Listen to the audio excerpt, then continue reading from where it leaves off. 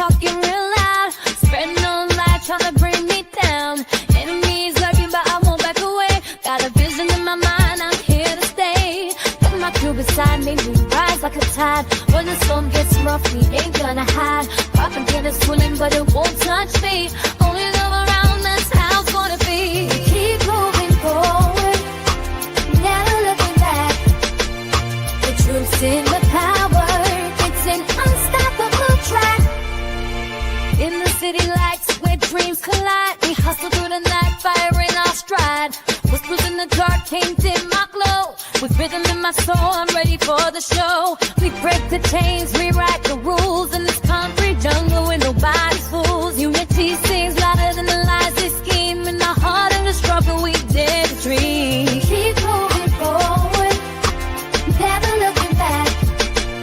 The truth's in the power, it's an unstoppable track. Another Queen Ahmadiyyah production. Haze on the corner, they talking real loud, spreading on lies, trying to bring me down. Enemies lurking, but I won't back away. Got a vision in my mind, I'm here to stay. Got my crew beside me, we rise like a tide. When the storm gets rough, we ain't gonna hide. Propaganda swirling, but it won't touch me. Only love around, that's how it's gonna be. Keep moving forward, never looking back. The truth's in the power, it's an unstoppable track. In the city lights where dreams collide, we hustle through the night, fire in our stride. Whispers in the dark can't dim my glow. With rhythm in my soul, I'm ready for the show. We break the chains, rewrite the rules in this concrete jungle where nobody's fools. Unity sings louder than the lies they scheme. In our heart and the struggle, we dare to dream. Keep moving forward, never looking back. The truth's in the power, it's an unstoppable track. Haze on the corner, they talking real loud, spreading on lies, trying to bring me down. Enemies lurking, but I won't back away. Got a vision in my mind, I'm here to stay. Got my crew beside me, we rise like a tide. When the storm gets rough, we ain't gonna hide. Propaganda swirling, but it won't touch me. Only love around, that's how it's gonna be. Keep moving forward, never looking back. The truth's in the power, it's an unstoppable track. Haze on the corner, they talking real loud, spreading on lies, trying to bring me down.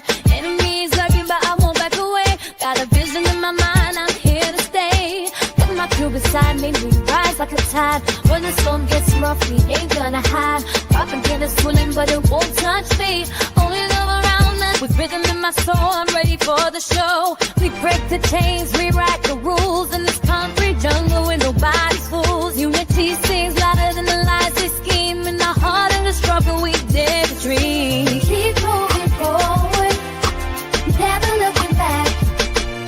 The truth's in the power, it's an unstoppable track. Haze on the corner, they talking real loud, spreading on lies, trying to bring me down. Enemies lurking, but I won't back away. Got a vision in my mind, I'm here to stay. Got my crew beside me, we rise like a tide. When the storm gets rough, we ain't gonna hide. Propaganda swirling, but it won't touch me. Only love around, that's how it's gonna be. Keep moving forward, never looking back.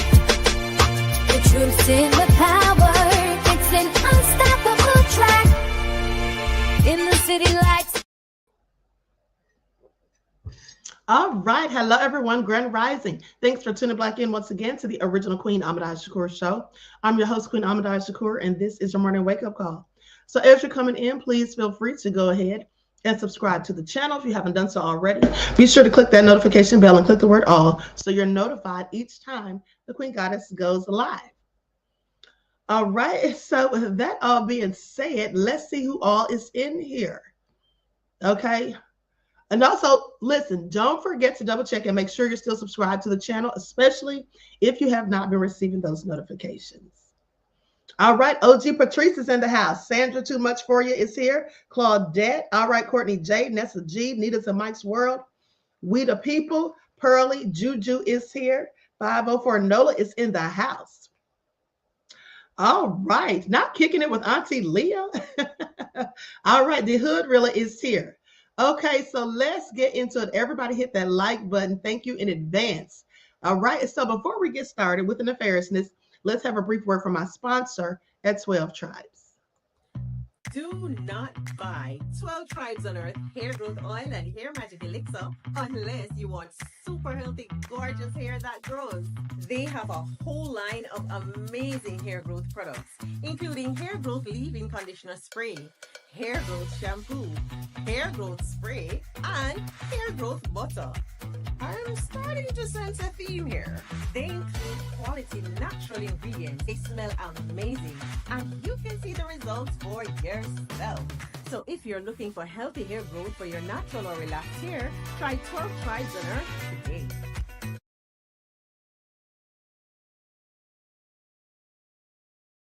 Okay, so don't forget you can purchase 12 Tribes oil for your hair at Etsy.com. Just look for Lisa Crafts, and you can also find it at Walmart.com. Okay, so let's get into it. Okay, let's get into it. So first of all, we will be on the spiritual channel this morning. Okay, after this live at about 12:30, we'll be on the spiritual channel.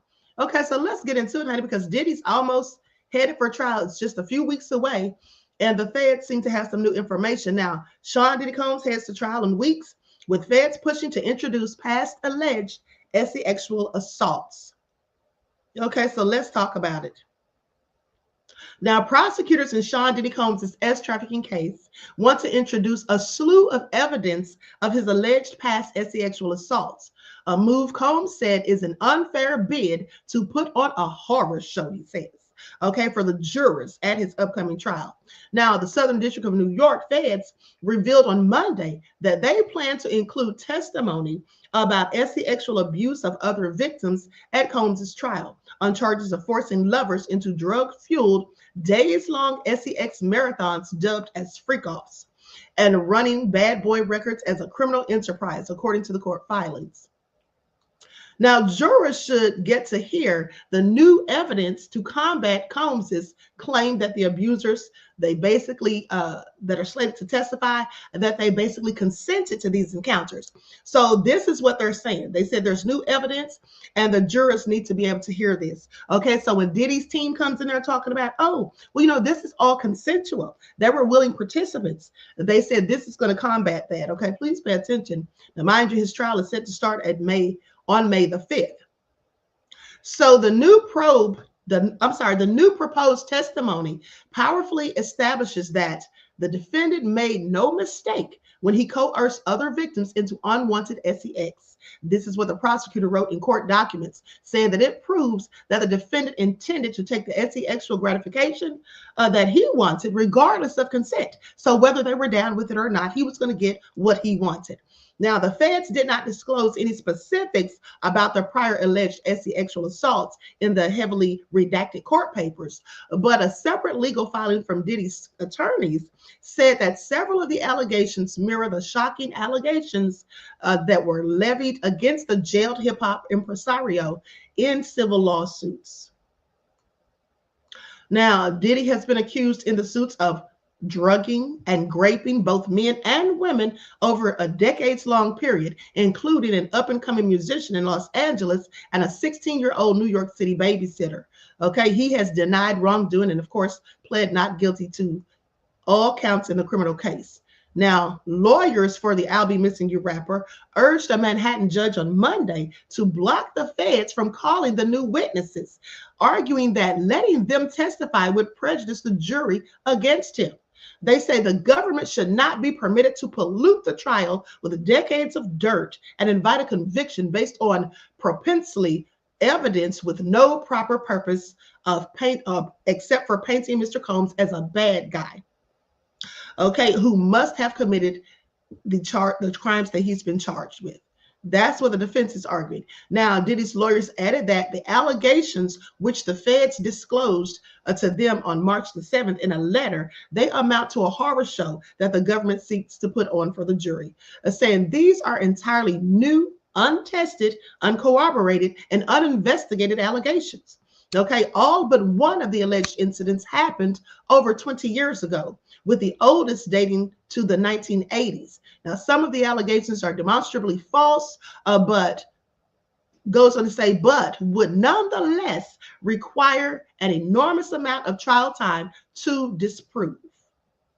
So Combs' camp argued that the new accusations should be barred from his trial because they are far worse than the allegations of coerced sex and violent assaults that Combs is already charged with.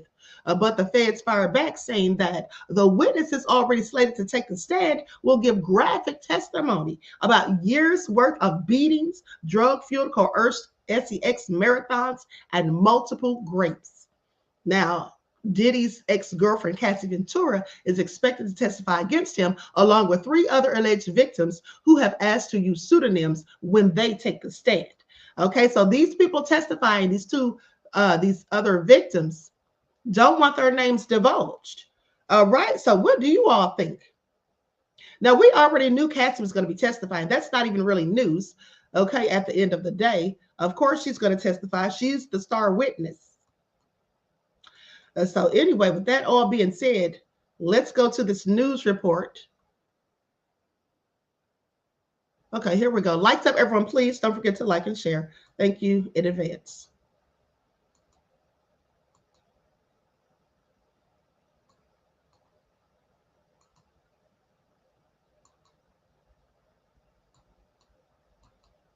With the Sean Combs trial fast approaching, prosecutors are adding to their case, now hitting the former rap mogul with additional sex trafficking charges.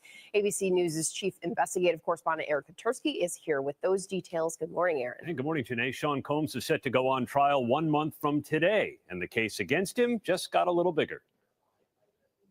This morning, Sean Diddy Combs faces 2 additional criminal charges a month before he's scheduled to stand trial in New York. Federal prosecutors charged Combs with an additional count of sex trafficking and an additional count of transportation to engage in prostitution. Both relate to an individual referred to in court papers as Victim 2. Combs previously pleaded not guilty to 1 count of each of those charges, as well as the most serious charge he faces, racketeering conspiracy. For Sean Combs, the challenge in this new superseding indictment is that any one alleged victim could amount to serious prison time.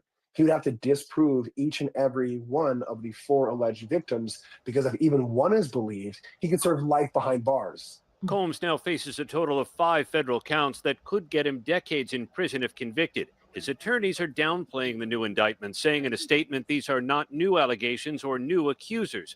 These are the same individuals, former long-term girlfriends who were involved in consensual relationships. This was their private sex life, defined by consent, not coercion. But the indictment says Combs lured women under the pretense of a romantic relationship into engaging in sexual encounters. And when he didn't get his way, prosecutors allege Combs kidnapped a woman, flashed a gun, and dangled a female victim over an apartment balcony. Prosecutors are pushing to use a video obtained by CNN that appears to show Combs kicking and dragging then-girlfriend Cassie Ventura in a Los Angeles hotel. Defense attorneys say the video is deceptive, and they're trying to exclude it. The judge believes that the defense is arguing that it's been tampered with and there's no other original copy, then that video will not be shown to the jury and cannot be considered for any of the alleged crimes. Jury selection is set to begin a month from today, May 5th. The plan is to call 300 prospective jurors a day till the panel is seated. They'll begin filling out questionnaires, Whit, at the end of the month. Whit? 300 jurors. All right. Thank you, Aaron. We appreciate it. Well, looks like it's all going down, Diddy. Okay, we only have a few more weeks. Okay, I cannot wait till it all goes down. Now, Cassie Ventura is set to testify against her ex-boyfriend Sean Diddy Combs in his upcoming sex trafficking trial. Okay, now they say that prosecutors stated that Victim 1 would be taking the stand in the disgraced music mogul trial, and he has been accused in the suits of drugging and raping both men and women. Now, they further go on to say that in January, Rolling Stone identified Victim 1 as Cassie Ventura. Okay, Diddy's also facing charges of racketeering, conspiracy, sex trafficking, and transportation to engage in prostitution, with the trial set to start May the 5th, which we already know. Now, they say Cassie is prepared to testify under her own name, according to the filings. However, victims 2, 3, and 4 have asked that their identities not be revealed, okay, not to the press or to the public. Additionally, prosecutors requested that the anonymous victims be referred to the trial using only synonyms. They say this case has already received an exceptional amount of media coverage, which will presumably only increase as the trial proceeds.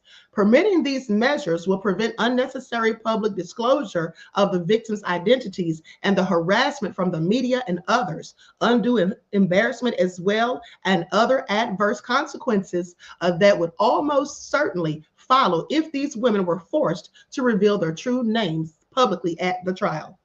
So the Post reached out to Diddy's reps for comment.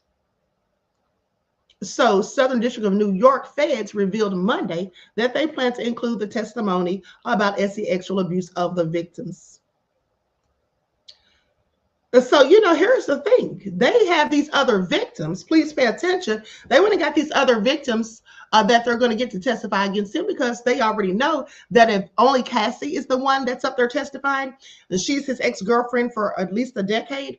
And then the freakoff tapes that they've given, that Cassie gave to the feds, according to Diddy's attorneys, show that they say it looks like she was consensual. Okay, so to counter that, the feds are like, they need more people to be able to come in, more women to come in and say that they also were forced. And even though it seemed, it may appear to have been consensual if you're looking at video footage or whatever, that they absolutely were forced. Okay, now the classic one says conspiracy alone charge means there were more persons involved. So why hasn't others been arrested and charged? Exactly, beloved. That's what I said. That's what I said months ago.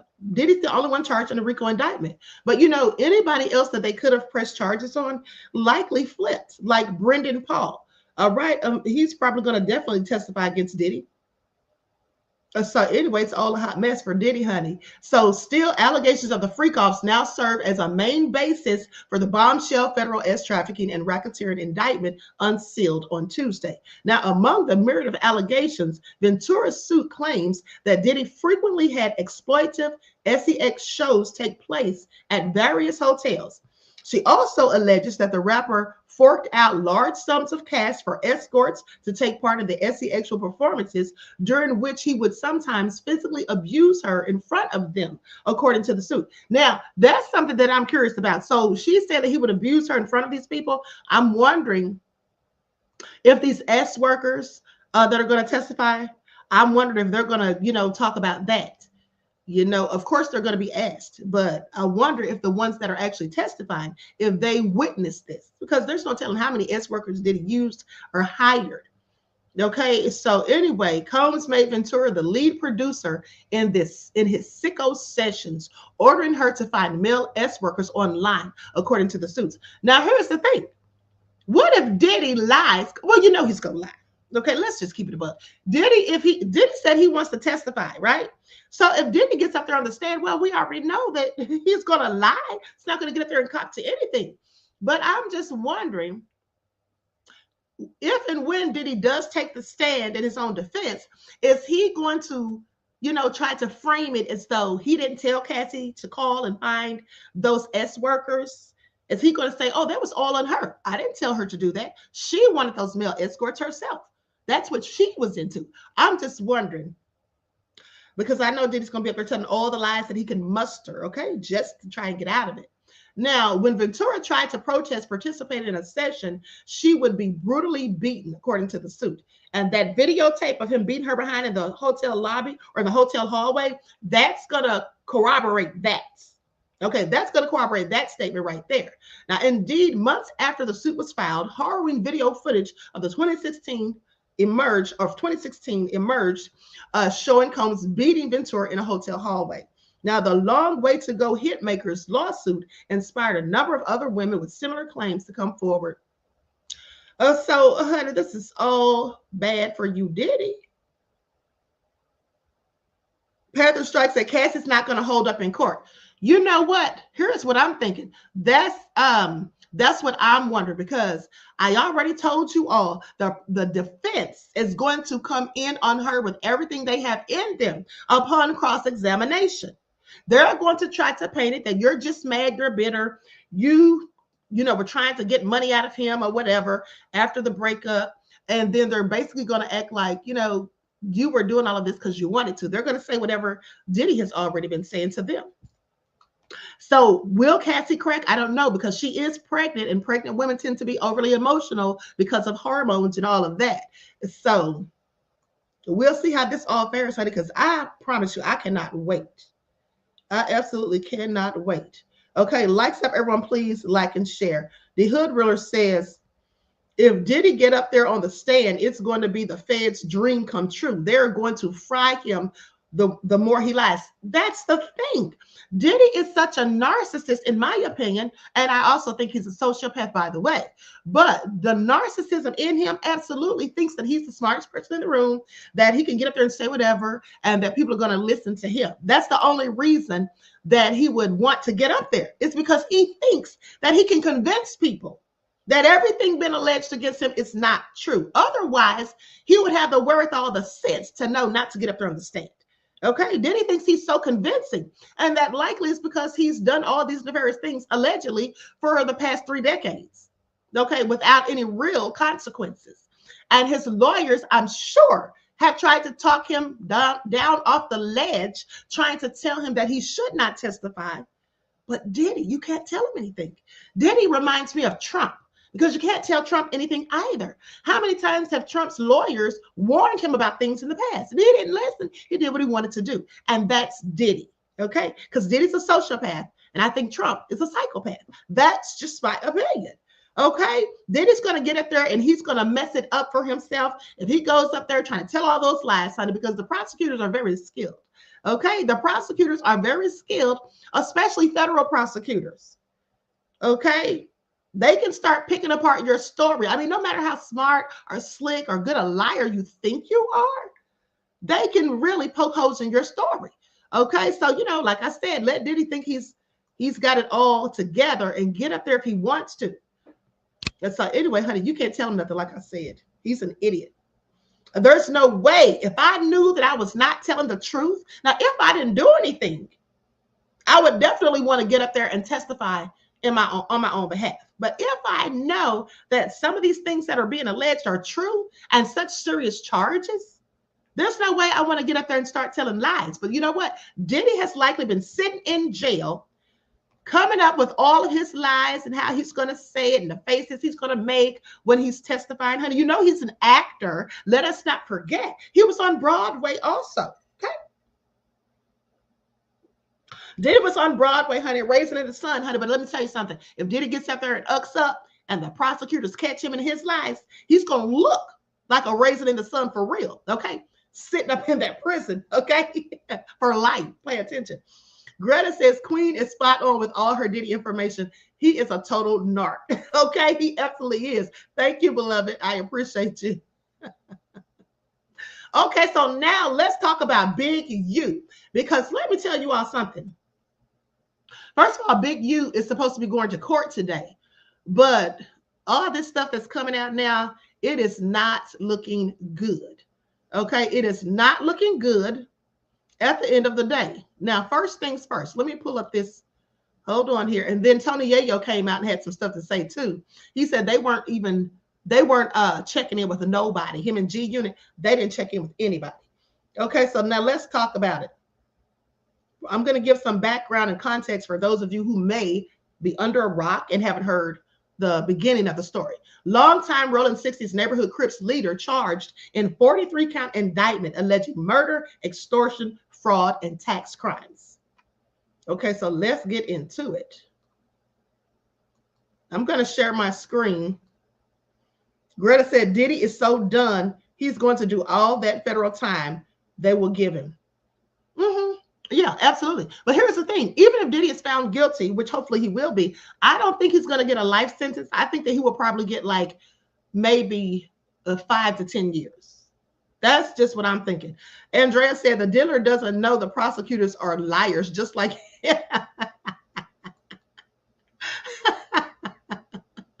Not that they're liars just like him, beloved, okay? Make it all make sense. Okay, so anywho, let's go over this because I find it all so interesting. Likes up, everyone, please like and share. I said they're liars just like him.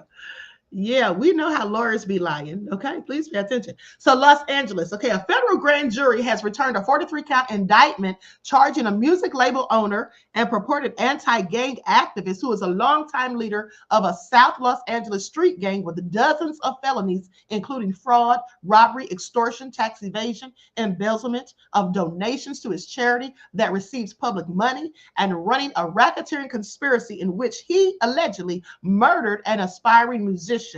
Okay, that's what the Justice Department announced. Eugene Henley Jr., aka Big U of the Hyde Park neighborhood in Los Angeles, is charged with 1 count of conspiracy to violate the Racketeer Influence and Corruption Organizations Act, known as the RICO. Okay, 2 counts of conspiracy to interfere with commerce by robbery and extortion, the Hobbs Act. Okay, 1 count of Hobbs Act robbery, 9 counts of attempted Hobbs Act extortion, 5 counts of Hobbs Act extortion, 1 count of transportation of an individual in interstate commerce with intent that the individual engage in prostitution, and that's in violation of the Mann Act. 15 counts of wire fraud, 5 counts of embezzlement, conversion, and intentional misapplication of funds from an organization receiving federal funds, 1 count of bank fraud, 1 count of tax evasion, and 2 counts of willful failure to file a tax return. Now, Henley, a longtime member of the Rolling 60s neighborhood Crip street gang, has been in federal custody since March 19th after being charged in a federal criminal complaint. Now, his arraignment is scheduled for April the 8th, that's today, in the United States District Court of downtown Los Angeles. He has a detention hearing scheduled for April the 10th, also in Los Angeles Federal Court. Now, also charged in today's indictments are Sylvester Robinson, age 59, okay, Mark Martin, age 50, Tremaine Ashley Williams, age 42, Armani Alfledge, age 38, Frederick Blanton Jr., 43, and Tiffany Shanrika Hines, age 51. Now, these defendants are in federal custody and are expected to be arraigned in the coming weeks. As the indictment alleges, Mr. Henley led a criminal enterprise whose conduct ranged from murder to sophisticated fraud that included stealing from taxpayers and charity. Okay, this is what the acting United States Attorney, Josh McNally, said, saying that eradicating gangs and organized crime is the Department of Justice's top priority. Today's charges against the leadership of this criminal outfit will make our neighborhoods in Los Angeles safer. So according to the indictment returned on Wednesday, now from 2010 until March of 2025, Henley's criminal group, identified in court documents as the Big U Enterprise, operated as a mafia-like organization that utilized Henley's stature and long-standing association with the Rolling 60s and other street gangs to intimidate businesses and individuals in Los Angeles. Henley is widely regarded as a leader within the Rolling 60s and rose to prominence in the street gang during the 1980s. Now, while the Big U Enterprise at times partnered with the Rolling 60s and other criminal elements for mutual benefit, the Big U Enterprise is a distinct and independent criminal enterprise engaged in criminal activity, including murder, extortion, robbery, trafficking, and exploiting S-workers, fraud, and illegal gambling.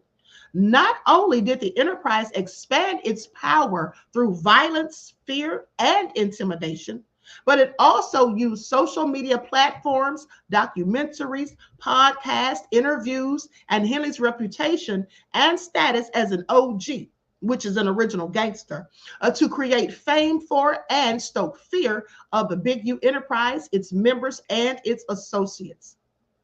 For example, in January of 2021, Henley murdered a victim identified in the indictment as R.W., an aspiring musician signed to Unique Music, Henley's music label. Henley shot and killed R.W., who had recorded a defamatory song about Henley. Henley then dragged the victim's body off Interstate 15 in Los Angeles and left it in a ditch.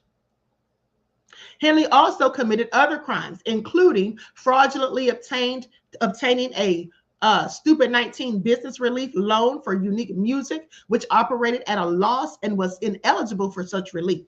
He used his anti-gang charity Developing Options as a front for fraudulent activities and to insulate other members of the Big U enterprise from law enforcement suspicion.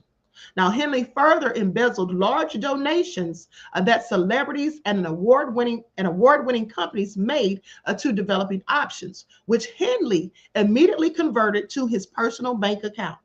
According to the indictment, Developing Options is primarily funded through the City of Los Angeles' mayor's office through the Gang Reduction Youth Development, known as GRYD Foundation, portions of which receive federal funding, but also receives donations from prominent sources, including NBA players. Finally, the indictment alleges that as part of the racketeering conspiracy charge, that during the early morning hours of March 19th, while law enforcement was arresting other members of the enterprise, Henley turned off his cell phones and fled his home.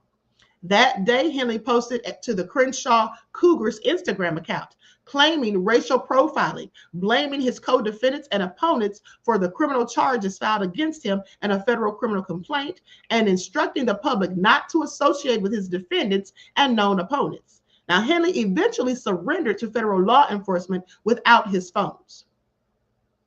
An indictment is merely an allegation. All defendants are presumed innocent until proven guilty beyond a reasonable doubt in a court of law. If convicted, Henley Robinson Martin would face a statutory maximum of a statutory maximum sentence of 20 years, okay, in federal prison for racketeering conspiracy. Now, the bank fraud count is punishable by up to 30 years in federal prison. The Hobbs Act conspiracy, robbery, and extortion, and the wire fraud counts each carry a statutory maximum sentence of 20 years in federal prison. The Mann Act count and the theft concerning the programs receiving federal funds, that count can carry each a penalty of up to 10 years in federal prison. The tax evasion count carries a statutory minimum or maximum sentence of 5 years in federal prison, while the willful failure to pay or file a tax return count is punishable by up to 1 year's imprisonment.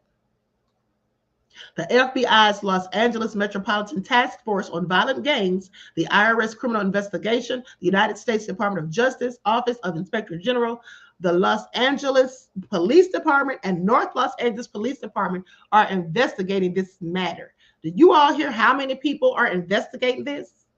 Okay, Big U might as well hang it all up, honey. And then he came on there. Remember, he did that video coming on there talking about all these people on social media, you know, that's just talking and all this stuff, that we're the ones spreading this and everything. But, you know, when you lie down with the dogs, you absolutely wake up with fleas, okay? You can't blame people for talking about it because this is news at the end of the day. Now, with that all being said,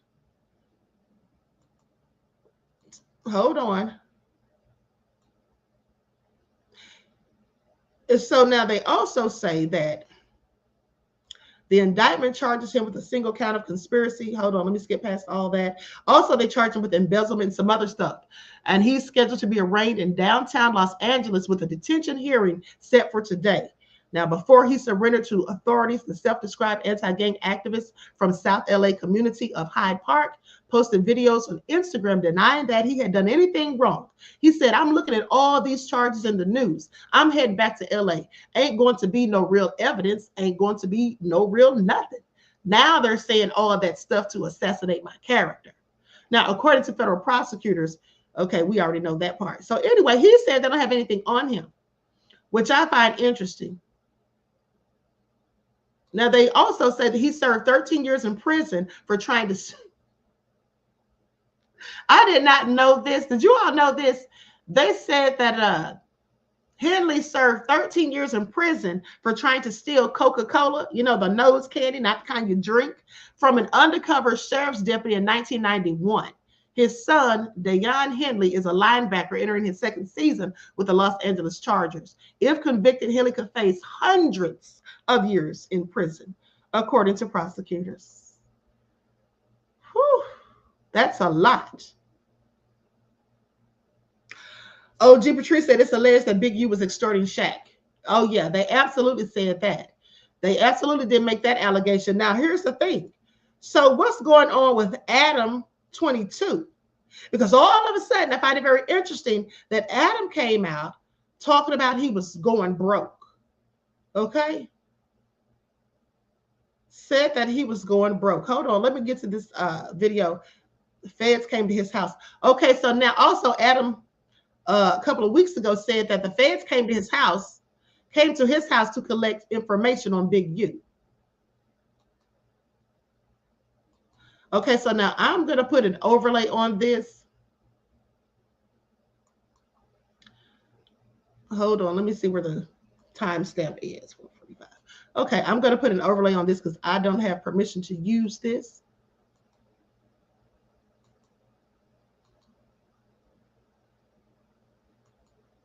Likes up, everyone. Please don't forget to like and share. Thank you in advance.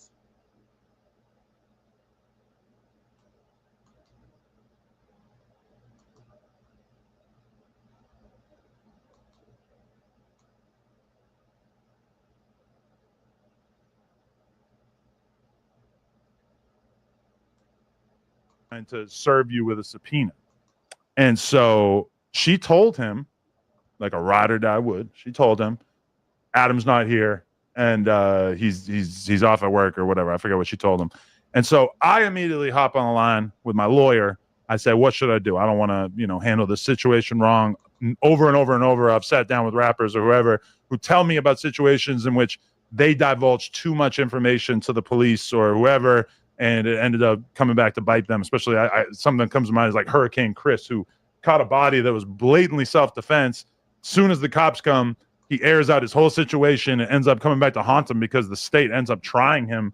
So if he had not made all those statements to the cops right after he had killed this dude, then it for sure would have been a way easier case for him to beat. Now, that being said, I'm not really that worried because I know that I myself haven't been involved in any criminality, but I figured I would have my lawyer take care of it. So my lawyer reaches out to the guy who came to my door. She assures me that she's going to be able to ask the FBI agent a handful of questions, and from that information be able to ascertain, is Adam in trouble? Is Adam going to be, forced to hand over a crazy amount of information? Because that was kind of lingering around in my head, is like, God, this is going to be a huge pain in the ass if they want to confiscate all the computers and everything in here. We're going to have to buy a bunch of computers to use. Where's the furnace? Set to start the furnace up, guys. I don't know. I was considering that. I have not destroyed any information for the record. But this is the thing that my lawyer comes back to me with. She said the feds were interested in one thing and one thing only. Because in my head, I'm thinking they're going to want copies of the podcasts that Brick or Luce were on. They're going to want to make sure that there wasn't anything in those podcasts that was edited out. Now, anybody who knows me and No Jumper knows that we really don't like to edit things out. So the only stuff we're editing out is if it's like a 4-alarm fire, like, yo, we need to take this out. So I don't think there's ever been something that Brick or Luce told us that they needed us to edit out. But the one thing that the feds wanted was the cease and desist from Big U to No Jumper, asking us to take down the episode in which Luce Cannon first made the explosive statements that suggested that Big U had previous knowledge of Nipsey Hussle's death. Now, that situation is very much outside of what was mentioned in the indictment. In the indictment, there's nothing about Nipsey. There's nothing about any of that stuff.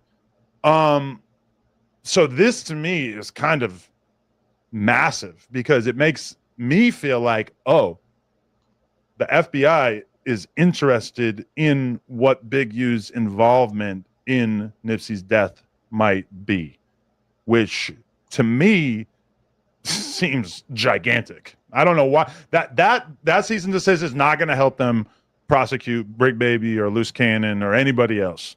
But the fact that they're interested in that, to me, adds quite a bit of credibility to the argument that perhaps Nipsey Hussle's death was a more complicated situation than it appears to be. Well, isn't that when this gave it to him though? Isn't we did hand it over? Yeah. Isn't this when that was it? I mean, really, like. So it's safe to say you the feds. I'm happy to help the feds with talking about a document that we have previously. Okay, please pay attention. Please pay attention. When will our people learn? Okay, when will our people learn? Like, please make it all make sense. But hold on, let's go to this other clip. And, you know, according to Tasha K, when Adam22 came out talking about, you know, the fact that no jumper was going broke, she said he didn't tell the whole story. Okay, said he wasn't telling the whole story as far as she was concerned. Now, hold on. I'm going to go to this next clip. Likes up, everyone, please like and share.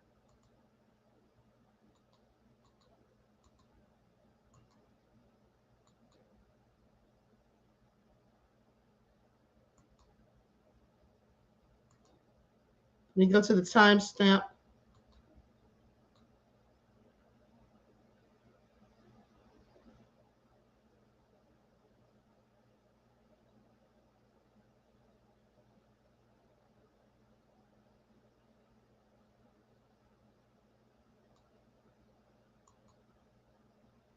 Hold on, beloveds.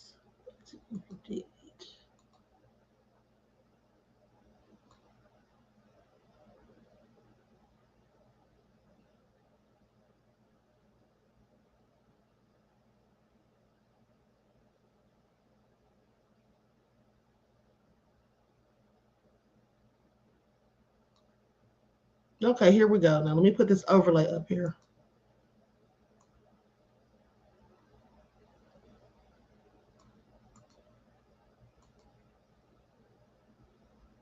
You plan to extort the family using these tapes, according to WAC 100. 100 had sex tapes, allegedly, from his own mouth, where he was blackmailing Nipsey Hussle because Nipsey Hussle was running a train on his baby mother. WAC 100 and Big U, according to WAC 100, decided that they was going to, or Big U, because WAC put it on Big U, he was going to extort Laura London out of 30% of the assets that came with Nipsey Hussle. I got it on tape. Former Death Row artist SKG would recently state on No Jumper podcast that the feds are reopening Nipsey Hussle's murder case.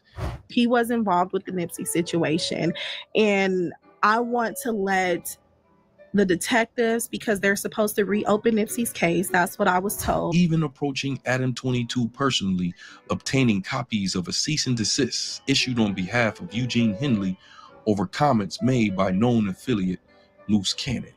So when Loose Cannon puts up the version of the story where he got a call from Big U 30 minutes before it happened.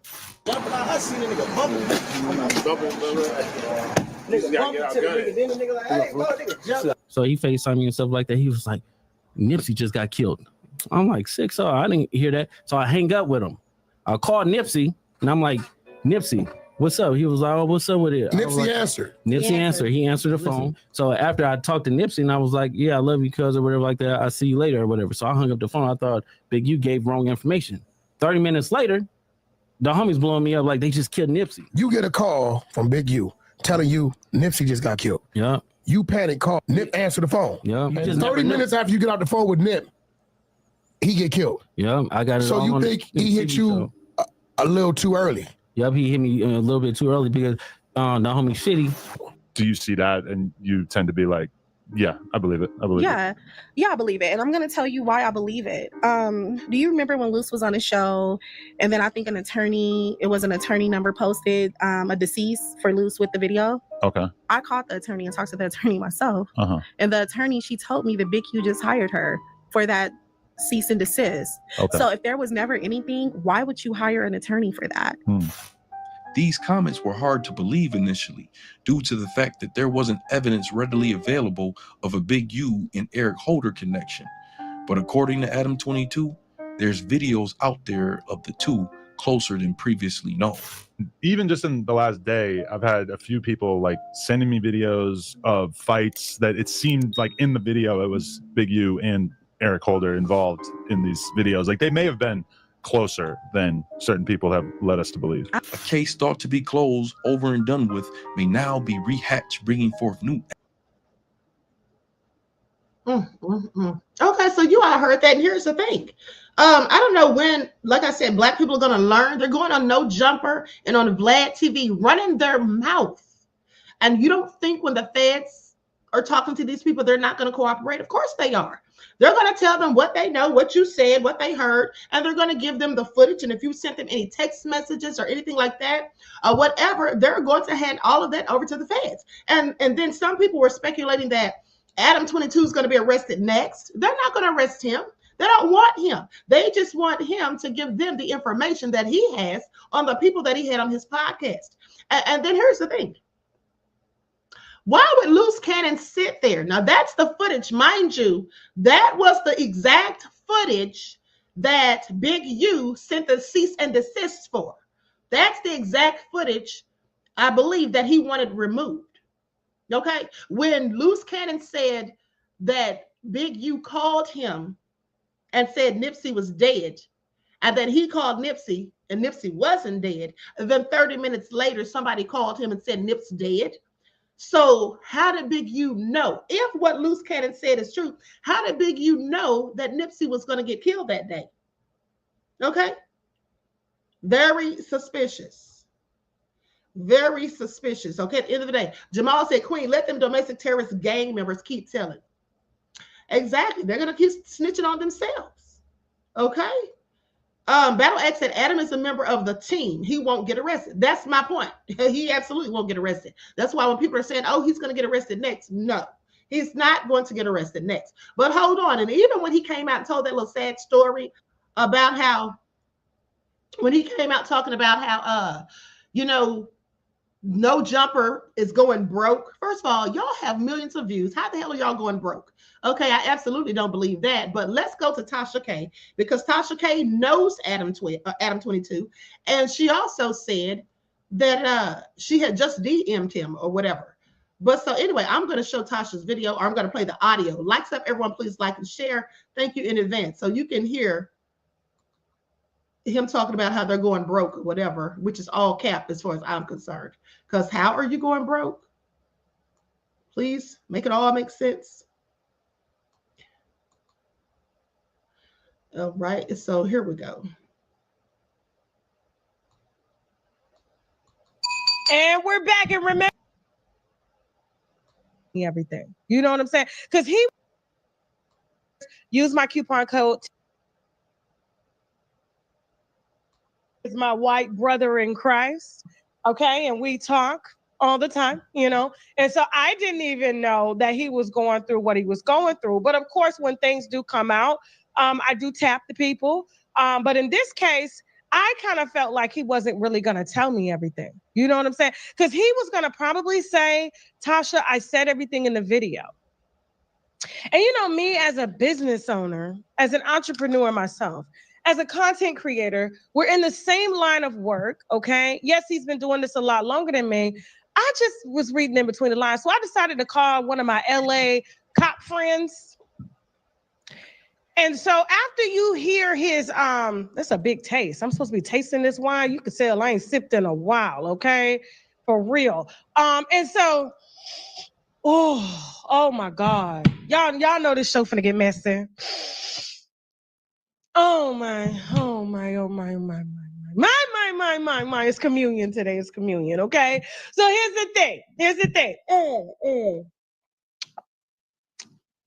That's good, especially if you guys don't like red wine. This is good, okay? This is the Finca Las Moras Malbec, all right? If you don't like red wine, this is it right here. You can put Adam back up. It's cool. Put Adam back up. I'm just saying my taste is ready to go. It don't taste like vinegar and nothing. It's very even tone, very light body, and it does give you that first feeling that Ativan to give you, okay? Don't ask me how I know about Ativan. It's a long story. Here's the thing. So when he made his little video that you're about to watch, and here's the thing. We talk all the time in the DM. We were just talking yesterday. I just felt like he's not saying everything. And so I decided to call one of my little LA connects to kind of fill in the holes. So we're going to hear what he had to say. We did post it on, our social media sites, but I'm just going to fill in what I feel that he needs to really be telling y'all. But he ain't going to tell y'all because it's going to make him look weak. You know what I'm saying? Go ahead, Adam. Let them know. There's something that I've been hiding from you guys. No Jumper is going broke. I know that might sound crazy. Between both of our YouTube channels last month, we got over 25 million views. We're doing well on Facebook and Snapchat. We employ quite a few of the hottest content creators on the West Coast, and we pump out an insane amount of content on a weekly basis. How could we be going broke? Well, let's start here. We expanded too much during COVID at just about the exact moment that our revenue streams all took a hit. We hired a whole bunch of editors and other employees, and we bought a huge office building that cost us almost $4 million, thinking that the growth that we were experiencing during the pandemic was going to continue. And unfortunately, that did not happen. Our YouTube numbers, which had doubled or even tripled, gradually returned to normal. Our Snapchat and Facebook numbers, which had exploded during COVID, sometimes even hitting 6 figures a month, shrank by about 80% or more. Our Patreon, which was absolutely killing it for a year or two when we were doing uncensored, aka nude interviews with up-and-coming superstars like Kazumi and Sky Bree, fell off quite a bit with the launch of Plug Talk and a decreased interest in seeing us interview stars. Wait, if you've taken Uber since 2019, this is the money glitch that's getting women properly compensated. In addition to that, you might recall that the channel took quite a hit when approximately 8 of our hosts left the platform in March of 2023. Although we've definitely largely recovered and managed to build up a very healthy roster of talent since then, that certainly took a toll on our business for a while as well. All that stuff hurt the business, but we were still solidly profitable. That is, until the last few months, where we experienced 2 major L's that we never could have seen coming. First, we lost the No Jumper Instagram. After almost 10 years of building it up and essentially no strikes on our account, we got taken down one day, and we still have absolutely no idea why. We've had no luck getting it back, despite being in contact with what seems like every Instagram recovery guy on the face of the planet. We were bringing in a very solid amount of cash monthly that was keeping us afloat via selling sponsored posts on the account, and that mostly vanished overnight. And while we've been growing the new No Jumper LA account up ever since and managing to sell sponsored collab posts using my Instagram and the No Jumper LA account, DM or email if interested, we aren't making anywhere near as much from Instagram now. Side note, if you're a Meta rep, please DM me. I would love to speak to anyone who could help with this. And second, in addition to that, we have been hit with a lawsuit from a former employee. Now, essentially everything in this lawsuit is completely fictional, and every lawyer that I've spoken to about it has described this as basically an extortion attempt, but it's still cost us a ton of money already, and it's expected to cost us many hundreds of thousands of dollars to see this through to completion. It's insane to me that a person that we did so much for can just invent some grievances out of thin air and cost us this much money as a result. This person has literally lost every single friend that he used to have when he worked at No Jumper. His streaming career has completely tanked, and he even got kicked off the podcast that he left No Jumper to start. But somehow that's our reality, and we have to fight this rather than just give in to this piece of shit. So as a result of all these circumstances, we are making some changes. Over the last few months, we laid off multiple employees in an attempt to reduce our expenses as much as possible. We closed down our store on Melrose, and we're in the early stages of selling our current warehouse and moving into a smaller space. To be honest, aside from the layoffs, which sucked, I'm pretty happy about a lot of these changes. I've realized that I should have paid more attention to DJ Vlad and kept my overhead as low as possible, particularly in terms of staff and location. I'm confident that once we get the building sold, we'll be in a pretty solid financial position again as a business. Oh, and I also just want to note that I am talking about No Jumper as a business. I've got another business in the form of Plug Talk, and I've got a pretty decent investment portfolio on a personal level. I mean, I'm not $2 million in debt, and I never had to file for bankruptcy like T-Rail. It felt like he was throwing shots at us bankruptcy people. I know the hell he didn't. No, he did not. A system y'all admitted that we now using. Stop, Adam. Stop. Ain't nothing wrong with bankruptcy. If you want to be debt free, you make sure you hit my link, startovernow.org. Startovernow.org to speak with a free, to speak with a, not a free lawyer, but to speak with a lawyer and get your free consultation, okay? And then you'll be debt free. You can get your car, keep your house, all that student loans, child support, all that shit can be wrapped up in there, okay? Every bankruptcy is different. Don't you ever speak down on bankruptcy again. I wish I could live in bankruptcy for the rest of my life. Don't you do that. You got privileges we don't have. Now, here's the thing. I wish I could have felt sorry for him, but he white.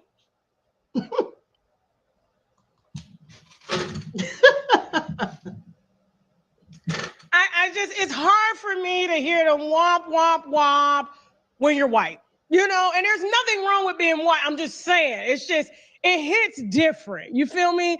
And so, you know, you saying you broke being white, and the fact that you're able to go out and get a $4 million studio, black businesses don't even get approved for that type of loans. It just, I don't know. It feels like you've got an asset on your hands and you're trying to move these assets because you got a lot of lawsuits underway. Okay. And, you know, it takes money to keep money. Okay. And so here's the thing. So I called up a little friend of mine that happens to work in, you know, the PD's office, LAPD. And apparently Adam is not telling the whole story. Now, he is more than welcome to come on the platform and address it. You know, I just kind of felt like I wasn't going to get the entire truth because it's got to do with a lot of that RICO stuff that's going on with Big U and Whack 100 and all those guys. And so apparently he went from doing like, I guess just regular underground rapper content to now it's content to ignite street beef. And then they come and talk on the platform about street beef. And then they carry out the street beef and then they use it to, you know, send shots at each other, sort of like what Vlad was doing for a while and then he stopped. You know what I'm saying? Because he was getting, you know, he was being called a fed and everything like that because they were asking to use his footage, even though he says he never gave them any footage. Okay, whatever. So that's what his platform evolved into, especially when he had linked with Whack 100, okay? And Whack 100 claims that he's, I guess, some type of set pyro. I don't know. You know what I'm saying? I don't really live that lifestyle. I've never dealt with people that live that lifestyle. But here's what I'm being told is that Adam gotta go. And the platform has gotta go because the thing about it is, it's like, you know, it's caused so many disruptions in the community with them using his platform to ignite beef. And then they talk about the beef and then they send shots. They're going to be queuing all of that content to use to build a case on these people that they just recently arrested, Big U and all those people.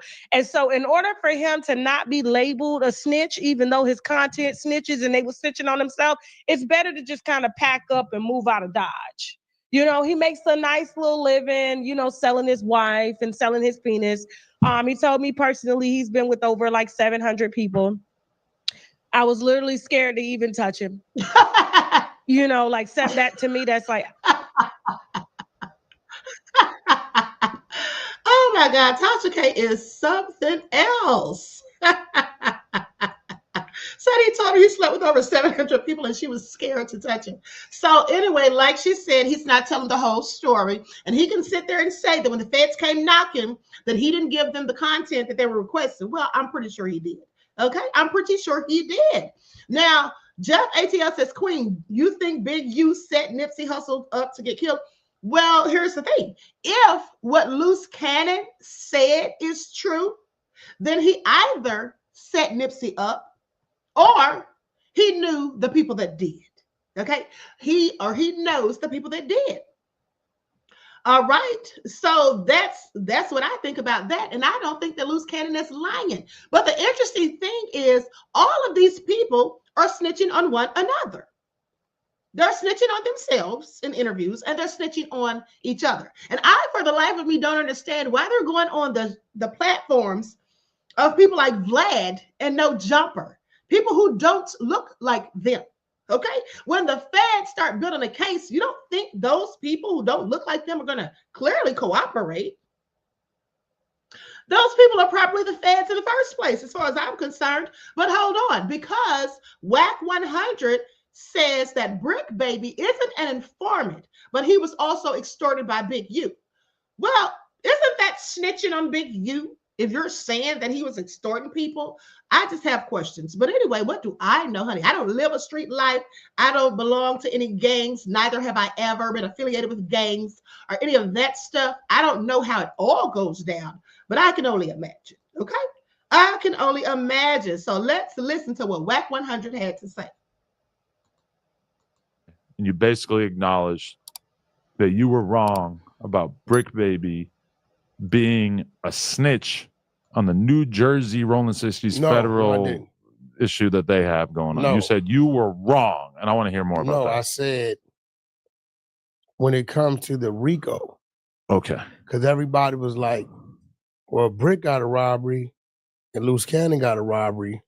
Why is Loose Cannon in a RICO and Brick not in a RICO, right? Okay. So everybody was saying he must be cooperate. But we reading the paperwork, the reason why Brick Baby ain't in a RICO is because Brick Baby was a victim. He was getting extorted. Uh-huh.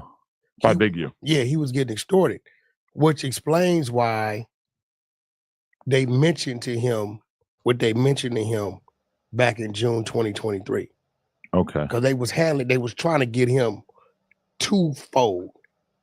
When they ran in his crib, you think that then they got him in the interrogation room and they're trying to get him to roll over? That's what I think would happen. Okay. They press play. They let Brick Baby hear the conversation because Big U's the one that really got Brick Baby hot. He's the one that talked about a robbery that they didn't know nothing about. Wow. Right? Brick robbery was something else. And somebody told one of them dudes he did a move. So they told Big U, and they like, yeah, he got to kick in. So the mentioning of his robbery didn't come from their investigation. It came from Big U's conversation. Wiretaps. The wiretap. Now, I would just love to know how in the world WAC 100 has this information. How is he privy to it? DJ Big Six says, how does he know? That's what I would like to know, beloved. How does he know? Okay, and then let's not slide past the fact that, like I said, they literally are sitting there snitching on Big U right now. Okay, when he's saying Brick Baby isn't an informant, he was being extorted. And then Adam says by Big U. So they're calling this man's names and they're basically admitting that he was extorting people. Okay, please pay attention. It's all nefarious. Wow. So you're saying that Brick Baby has basically known that this RICO was coming for a while in terms of the Big U stuff, and he's just been being tight-lipped. We know he knew because he told 600. We just listen, because his exact words was, it's a RICO coming. It ain't a 6-0 RICO, it's a Big U RICO. This is June 2023. So, but at the time, we oblivious. He mentioned Vegas, we still oblivious. We don't know what he's talking about. Right. But when the shit hit the fan and you really reading it, you see why that is. And then with them reading it, right, you got like 4 or 5 players, right? Uh-huh. That all through it over the years, the 3-4 years, it's a continuous interaction. Okay. The bad part about this is they got Loose Cannon in there. Uh-huh. Loose Cannon is not on one wiretap. Really? There's nothing in there that got Loose Cannon talking to anybody. Uh-huh. There's nothing.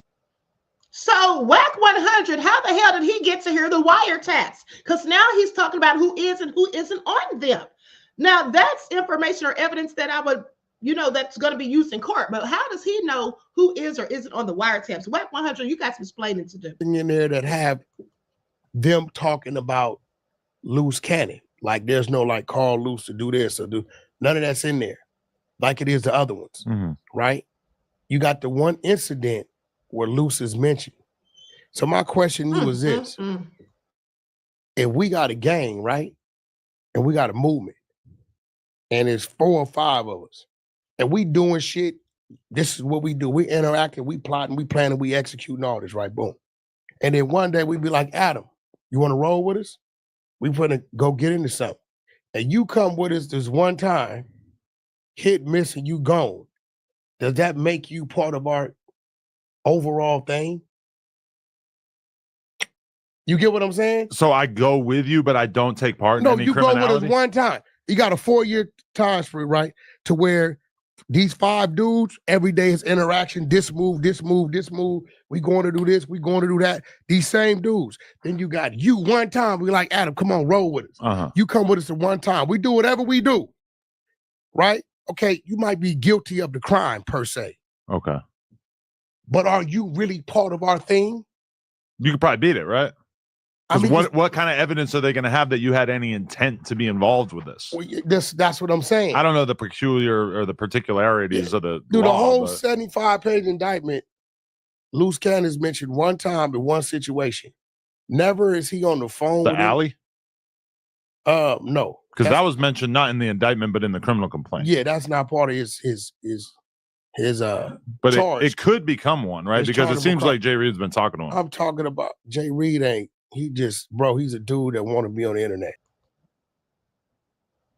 Whack 100 sitting there talking about somebody's a dude that wants to be on the internet as if he himself isn't a dude who wants to be on the internet. Okay? Now, he was sitting there talking about who was on the wiretaps and who wasn't. Maybe that was in the indictment. I read Brick Baby's indictment to you all. I didn't read Loose Cannon's or Big U's. So maybe that information was in the indictment. Maybe that's how he knows. But at the end of the day, he knows a little too much about some other things.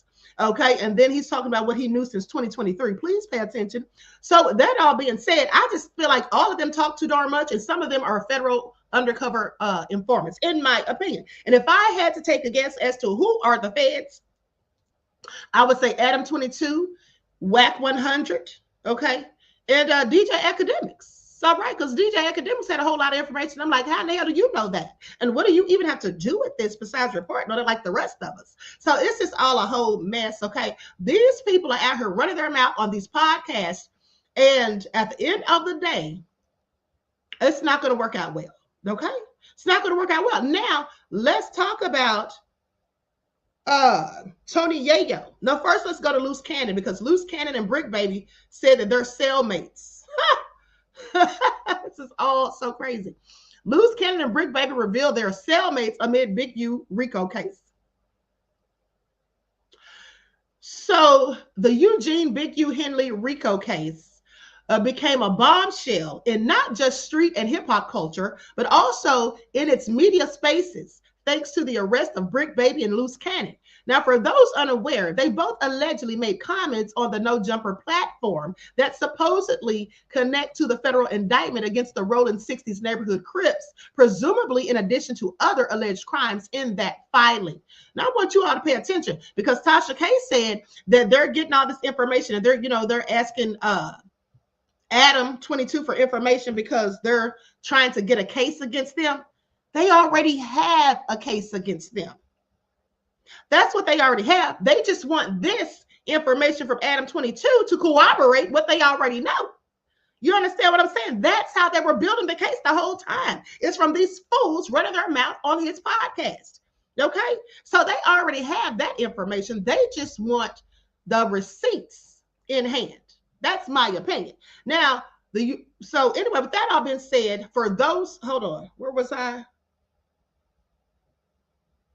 Okay, so they both allegedly made comments on the No Jumper platform that supposedly connect to the federal indictment against the Rolling 60s neighborhood Crips, presumably in addition to other alleged crimes. For example, Cannon alleged that Big U knew about the tragic murder of Nipsey Hussle before it even happened.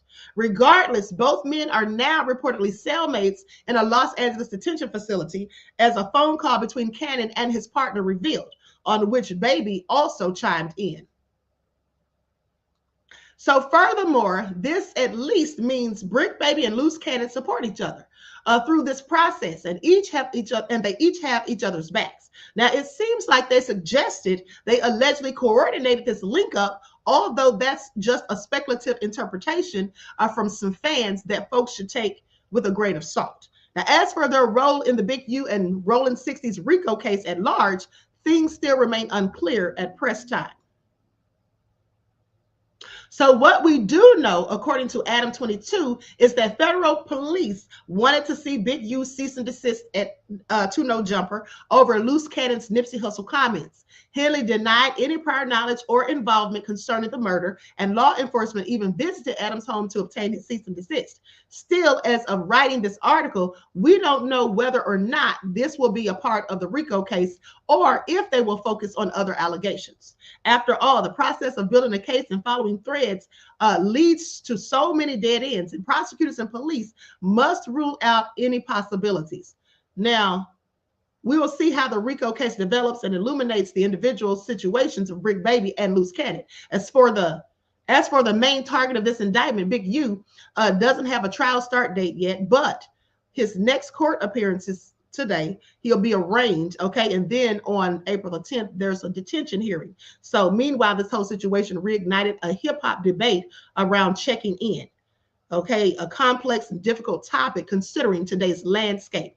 And speaking of checking in, let's talk about it, because as I told you, Tony Yayo said they wasn't trying to be here for it. Okay, they wasn't even trying to be checking in. I really think that Big U's done. I think that Big U's done. And here's the thing. Why do y'all think that the feds wanted to see the cease and desist that Big U sent to Adam22 for the podcast with Loose Cannon? Because now this is just my opinion, because if the allegations that Loose Cannon said were not true, well, maybe he wouldn't have been so concerned about it. I mean, I probably still would have wanted him to take it down too. But the feds could be looking at it like, okay, if he wanted that taken down to the point that he sent a cease and desist and consulted with an attorney and all of that, maybe he did know exactly what was going down with Nipsey before it actually did. Okay, so Tony Yayo described G Unit as a militant movement when traveling within the United States, as Big U awaits trial for alleged racketeering. Claims that G Unit never had to check in amid Big U indictment.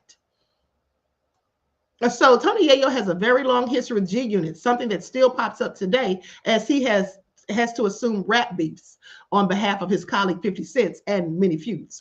As such, it seems like he maintains a very in-house, tight-knit, and distrusting attitude when it comes to the collective's movement in the United States.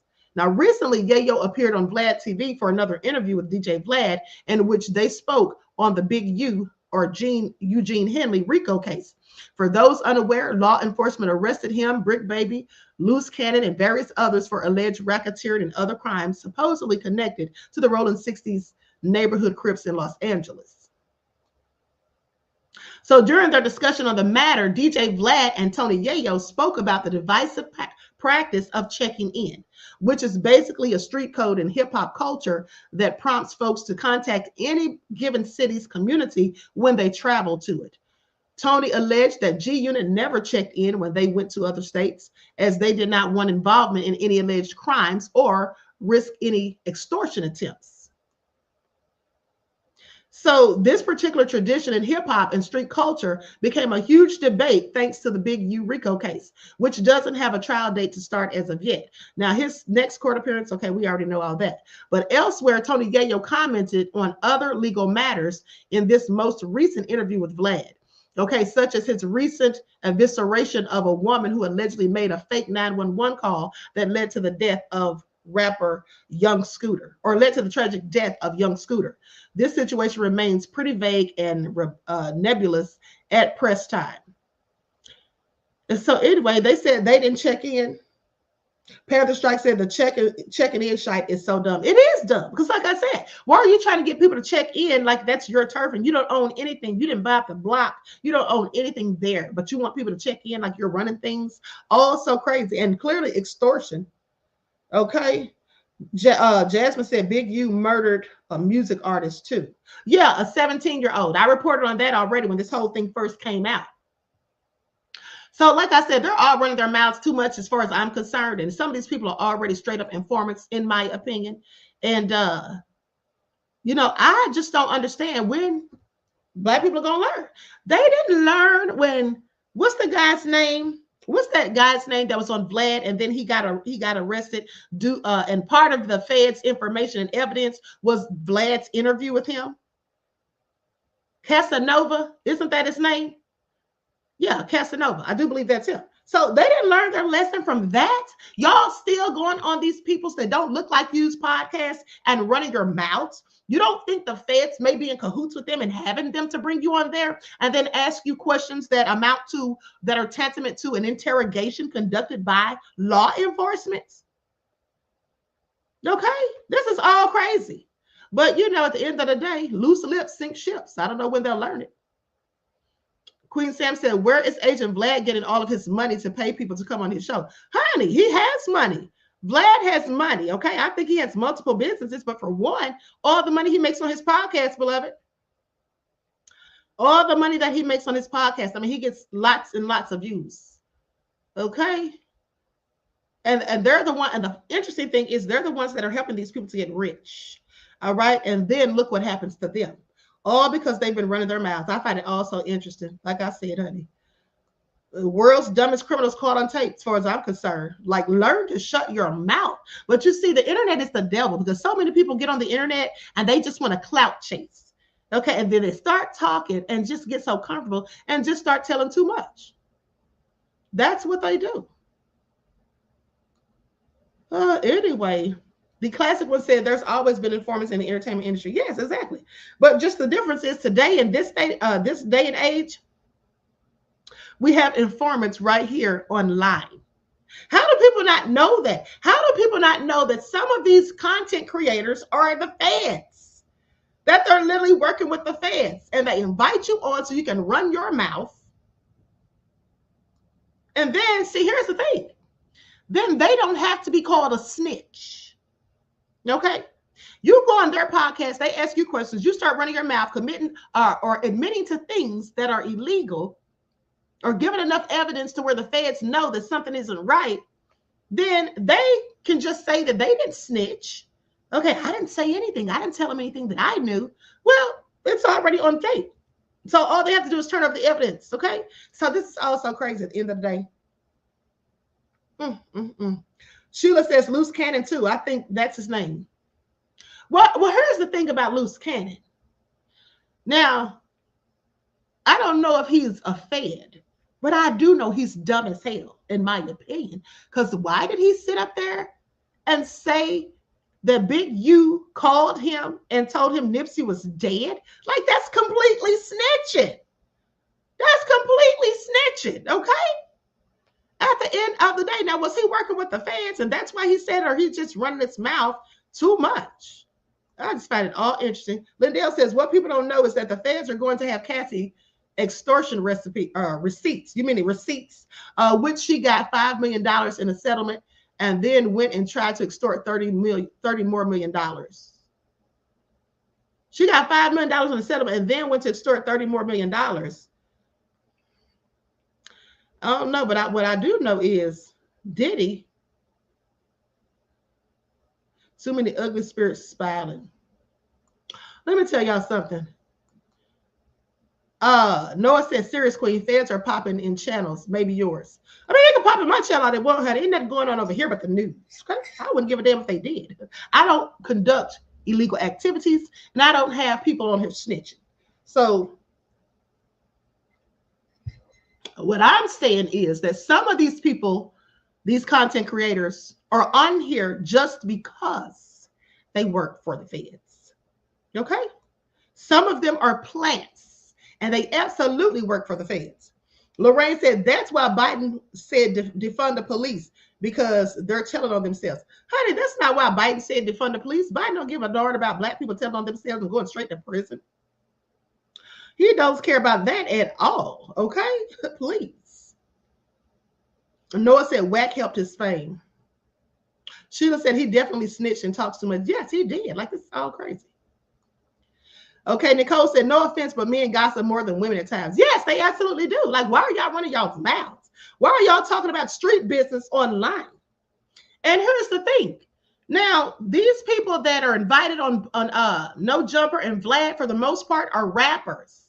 And I find it interesting that they're on there talking about everything except their rap music.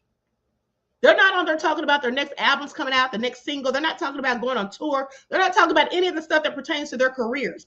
They're on there running their mouths about street business. Well, just keep running your mouths, okay? And we'll have all of you behind bars in a federal prison, okay, sooner than later, because y'all just keep talking too darn much. I don't even get it.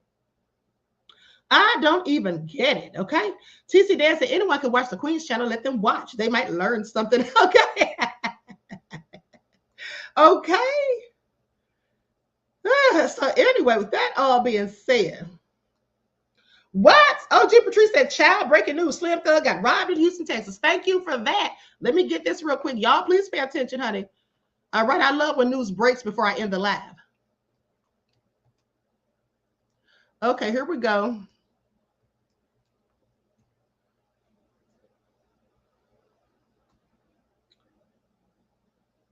Hold on, let me find this.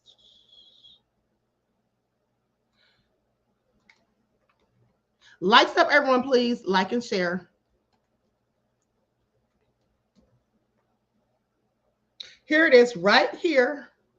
Reported by TMZ. Thanks, OG Patrice. Slim Thug's apartment burglarized. Jewelry, cash, and more stolen. Rapper Slim Thug's apartment in Houston has been burglarized, with thieves swiping jewelry, cash, and more.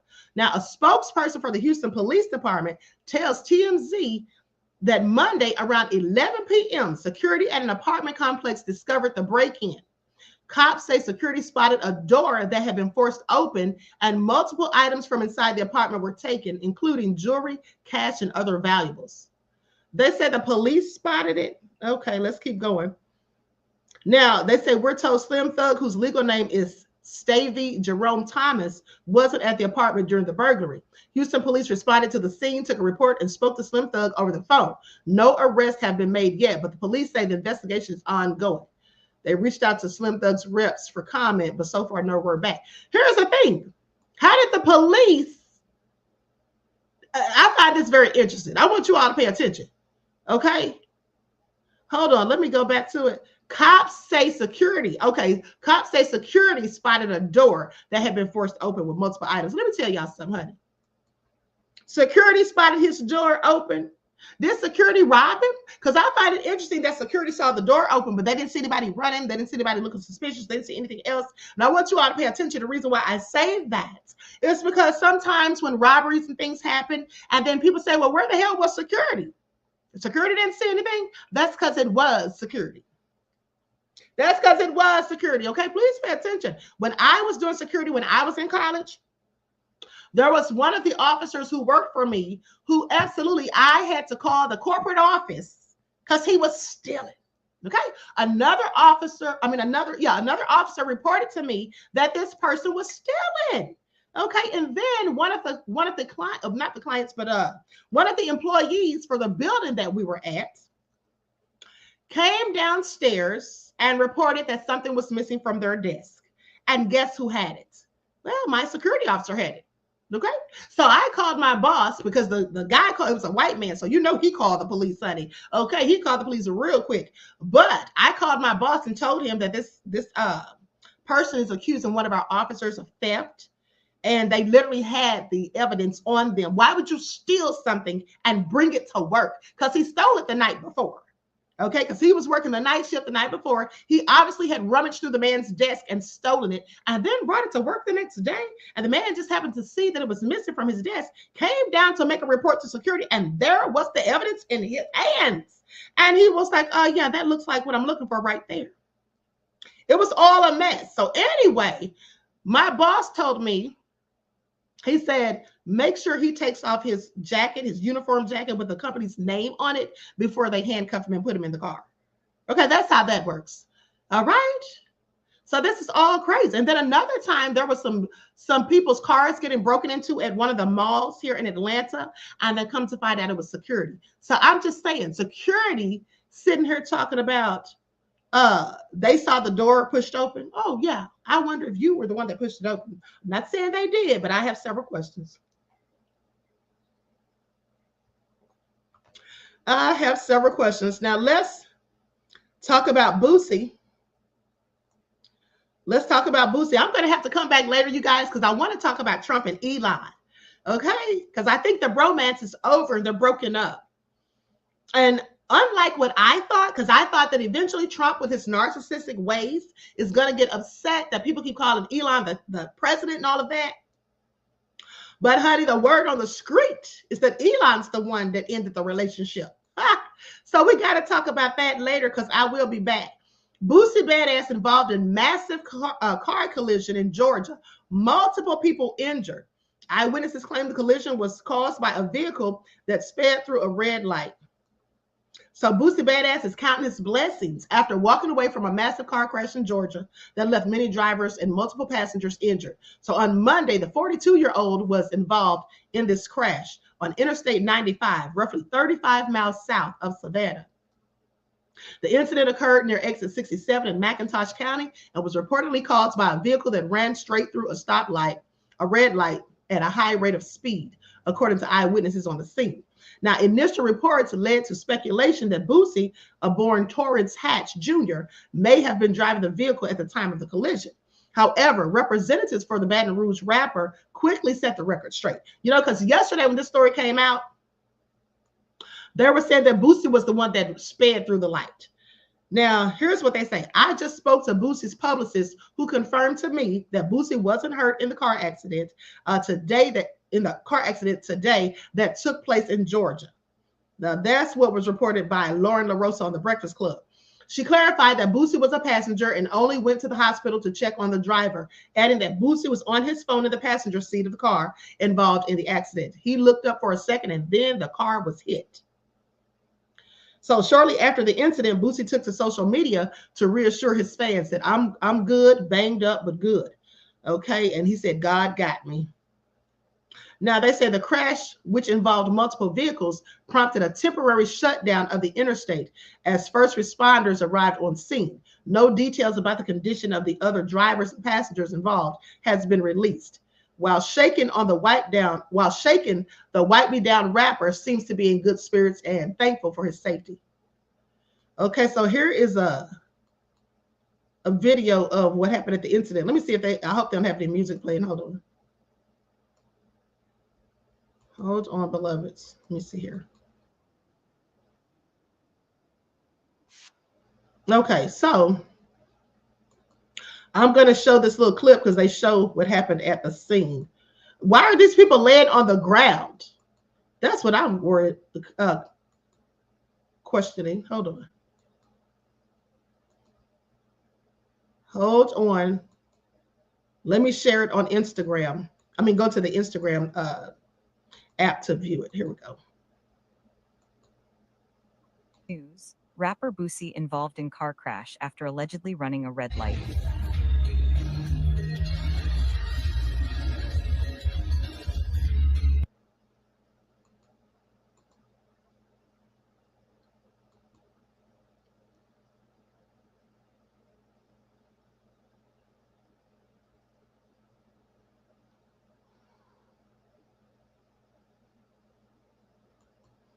Okay, so like I said, why were those people laying on the ground? Okay. Nicole said Boosie down on his luck lately. My question is, why were those people laying outside of the car on the ground? New mom said, looks like they're trying to check under the car for something. Janine said they're telling themselves. Well, I don't know if they're trying to look under the car. I don't know. Is that what they were doing? Because I thought they just got out of the car and laid there so they could seem like they were more hurt. I don't know. It just looks suspect to me. How did y'all end up on the ground? Okay, Lorraine said insurance money. That's what I was thinking. That's the first thing I thought. I said, wait a minute now, hold up. They found out Boosie was in the car. And so they was like, okay, let me just get on out and lay on the ground so I can get my check on. Okay, Kenneth said my neck, my back. Noah said somebody dropped some weed. Okay. Queen Sam said those were bystanders that jumped in to get a bag. Liz said they try to get paid, okay? And that's exactly what people be doing. This is all a hot mess, okay? That's exactly what it looks like. Because how did y'all end up on the ground? I'm sorry. Lying almost under the car?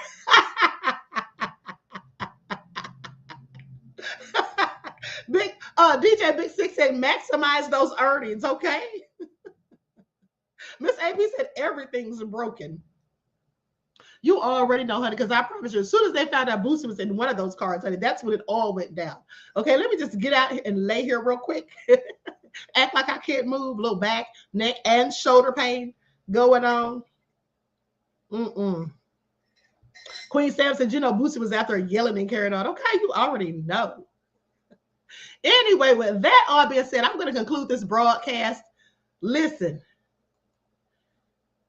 With that all being said, I hope you all enjoyed the broadcast, honey. And don't forget, I will be on the spiritual channel in about 30 minutes. Okay, it's 12:10. So I'll be on there at 12:45. Okay, on the spiritual channel.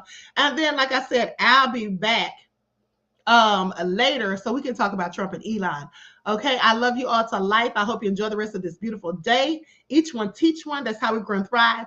Do something productive, constructive, but never destructive. And always remember, beloveds, to keep the Most High first in your lives. And people who look like me, please stay your behinds off of Vlad TV and No Jumper, okay? And stop running your mouth and telling things that can get you penitentiary time, okay? Stop throwing rocks at the penitentiary is all I'm saying. So anyway, until next time, I love you all to life, and I will talk to you all again soon. Peace. Hey,